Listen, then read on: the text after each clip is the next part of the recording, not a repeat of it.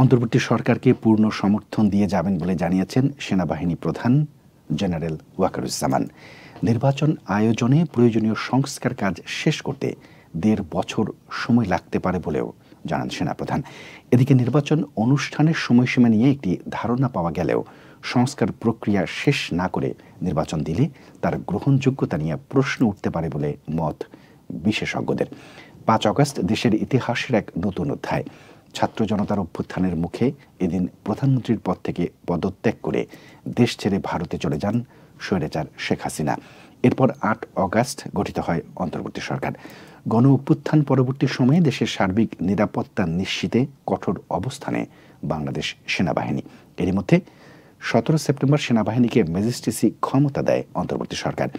দেশের আইন শৃঙ্খলা পরিস্থিতি নিয়ে সেনাপ্রধান বিভিন্ন সময়ে গণমাধ্যমে কথা বললেও বার্তা সংস্থা রয়টার্সকে দেওয়া সাক্ষাৎকারে আলোচনায় উঠে আসে গণতন্ত্রে ফেরার প্রক্রিয়া নিয়ে।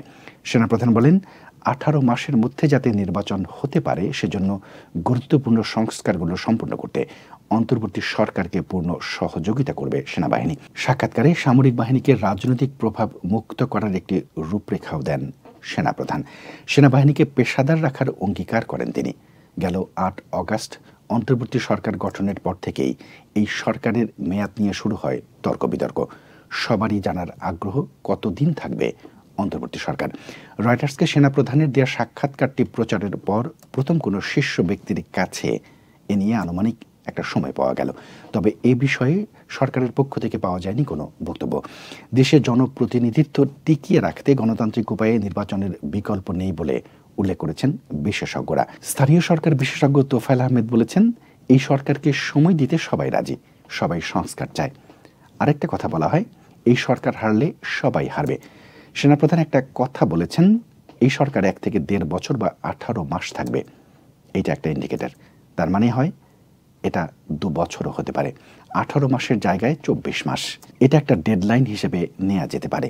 তবে জুলাই আগস্ট বিপ্লবের মূল লক্ষ্য বাস্তবায়ন, অবাধ সুষ্ঠু নির্বাচন অনুষ্ঠানের পথ সুগম করতে প্রয়োজনীয় সংস্কার আনার যে প্রতিশ্রুতি ডক্টর ইউনূস দিয়েছেন তার জন্য পর্যাপ্ত সময় দেওয়া উচিত বলে মনে করেন তিনি। তিনি বলেন, অগ্রাধিকার ভিত্তিতে সরকারকে কাজ এগিয়ে নিতে হবে। তিনি বলেন, সেনাপ্রধানের বক্তব্য কারণে সুনির্দিষ্ট একটা সময় বলতে পারছেন এখন সবাই। এই সময়ের মধ্যে সরকার তার কাজগুলো করবেন। মানুষের যে প্রত্যাশা হয়েছে এবং যে জঞ্জাল তৈরি হয়েছে তা ঠিক না করে এমন অবস্থায় নির্বাচন দিলে নির্বাচনকে সুষ্ঠু হবে। তবে অন্তর্বর্তী সরকার বেশি সময় থাকলে গণহত্যাকারীরা আবারও পুনর্বাসন হতে পারে এমন শঙ্কাও উড়িয়ে দিচ্ছেন না বিশেষজ্ঞরা।